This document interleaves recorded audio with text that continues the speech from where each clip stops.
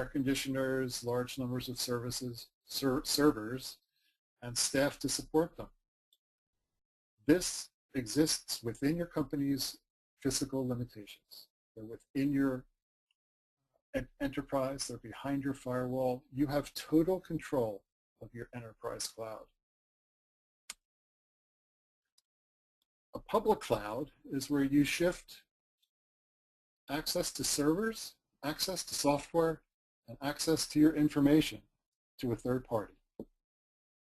It's outside of your physical control.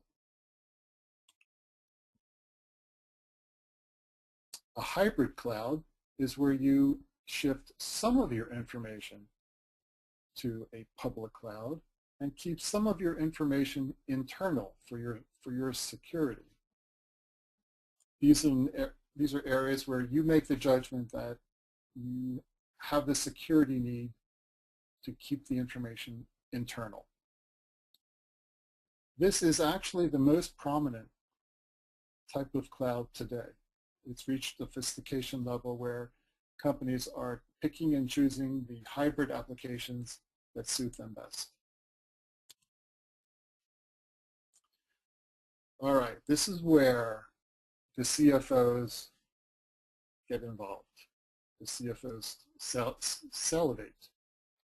An enterprise cloud expenditure. Your data centers are expensive. They take up a lot of square footage, they take up a lot of air conditioning and electricity, and staff to support them. Everything here is purchased, either capital expenditures or operating expenses.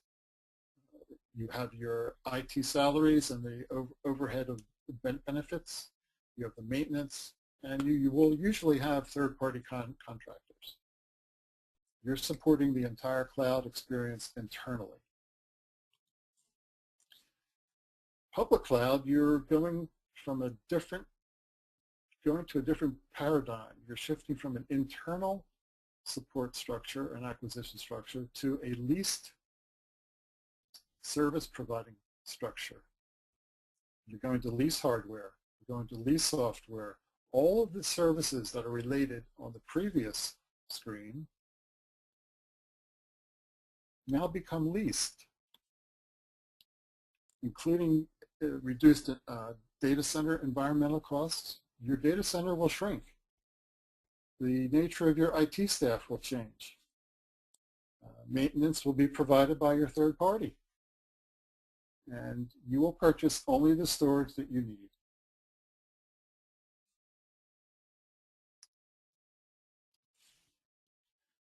What are the benefits?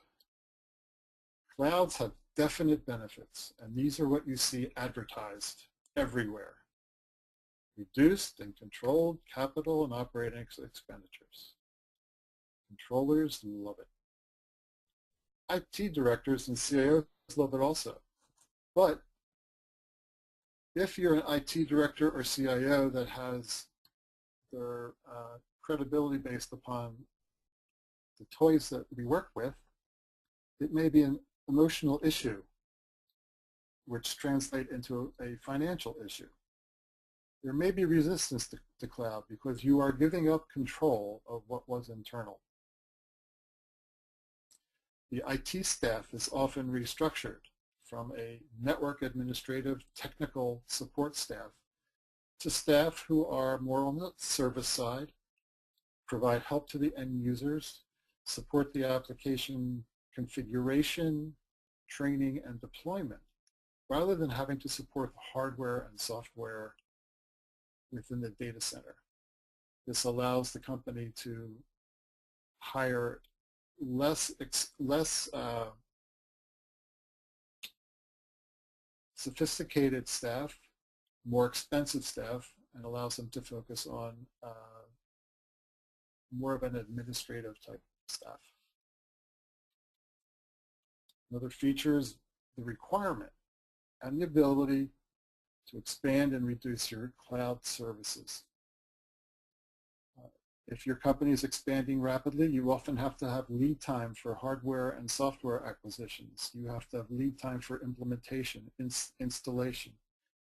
All of those go away with cloud services. You call your cloud vendor and say you need 10 more seats. They quote you a price, and the service is there. Likewise, if your business is hitting a reduction, if you're hitting a difficult time in the business cycle, you can just as easily reduce the number of seats. The investments that you have made in an enterprise data center remain with you and go away only when you choose to retire the equipment. With a cloud, you can reduce that cost almost instantaneously. With all those benefits go some significant risks. These are not advertised.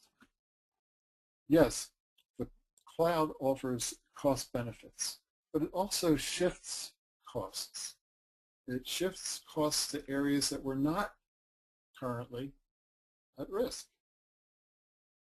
You have an increased security risk from locating your information outside of your control. That is probably the most important aspect of cloud, the biggest risk. It's difficult to control the information internally. When you move it externally to a third-party vendor who's located somewhere, you lose that control. Can you ensure that information that is required to be secure is secure at your third-party vendor's location? Can you apply the normal compliance requirements of managing information, retention, applying legal suspense? Can you do e-discovery on the data that's located outside of your location?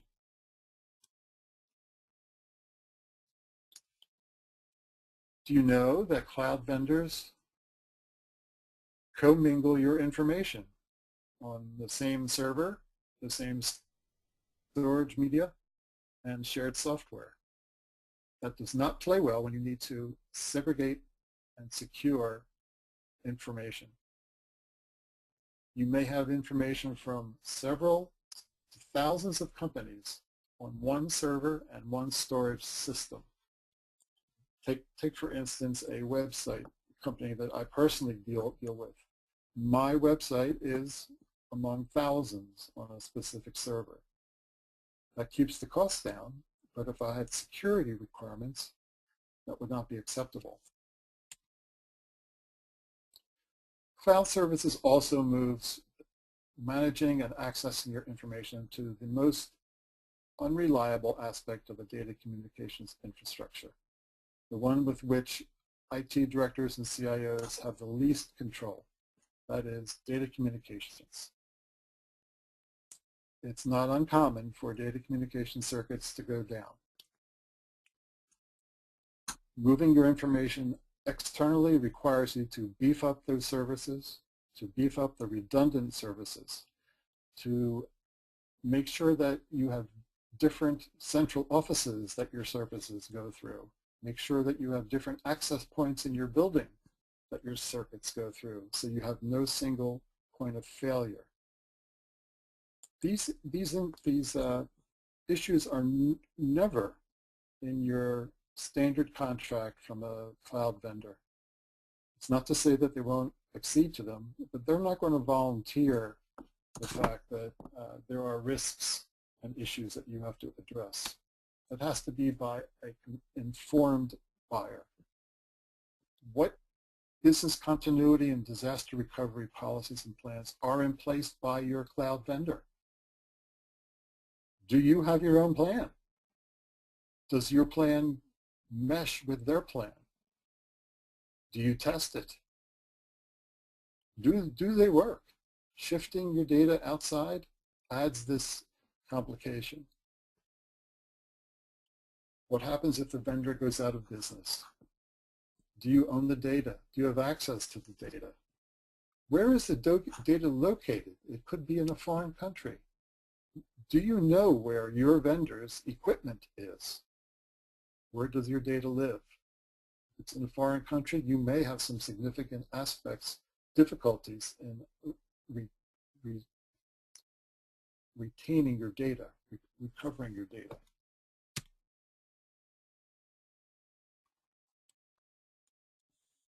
So in summary, when you're informed, when you understand the risks, your technology investments in the cloud can have sunny skies. It does take diligence. It does take being informed. It does take learning about cloud issues that your vendors will not volunteer.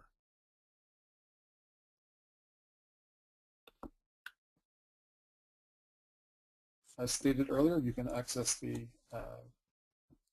seminars on our websites, and please fill in the post-call survey. And I am very open to questions. Are there any questions? If you have a question, just type it in the question box.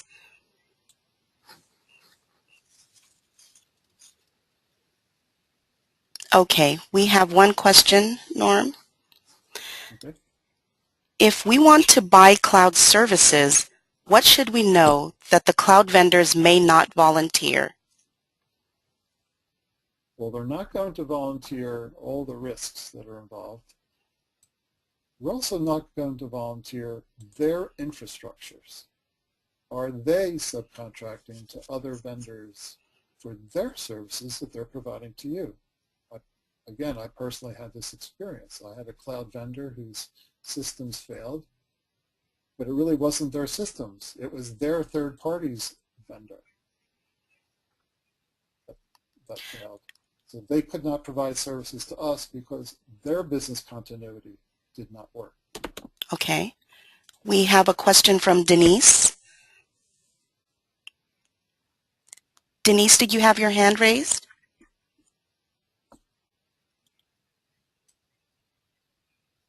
Denise, you are off mute, so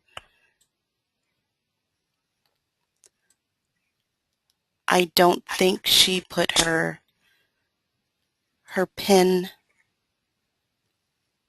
her audio pin, so I'm not able to take her off mute. Denise, if you have a question, please type it in the question box. Let me also stress that what's just presented is truly at a 30,000-foot level. There are many, many details that go with each of these points. We present information in much greater detail, should you be interested. Again, contact Access or Kaizen for that information. Cloud services are complex in terms of various service models. You can purchase having your information stored in the cloud. You can purchase having your applications stored in the cloud. You can purchase having your hardware, including servers and storage there. There are various ways to integrate services that are in the cloud. Each of these has its own acronym. There are ways to share computing power, CPU memory in the cloud. It's getting more and more sophisticated, and there are more and more choices. The hybrid cloud is the most prevalent at this point. Looks like we have another question. Okay, this is from Denise. If your clouded information ends up in a foreign country and they go out of business typically, does the information still belong to you or the cloud company? That is an item for negotiation in your service level agreement and contract. That where the data resides will have to be adjudicated according to the laws of that company. In the Economic Union, European Union, you must get the approval of the creator of the information to delete it. They could be long gone, but you have to go back and get their permission to delete data. So there are some significant issues to be dealt with. If if you have an international vendor, international cloud provider, or even a smaller one, they may be purchasing services from an international cloud provider themselves. That's something to be very careful about and to include in your contract. Are there any more questions?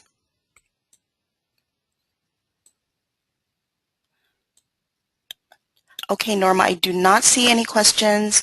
I do not see any hands raised.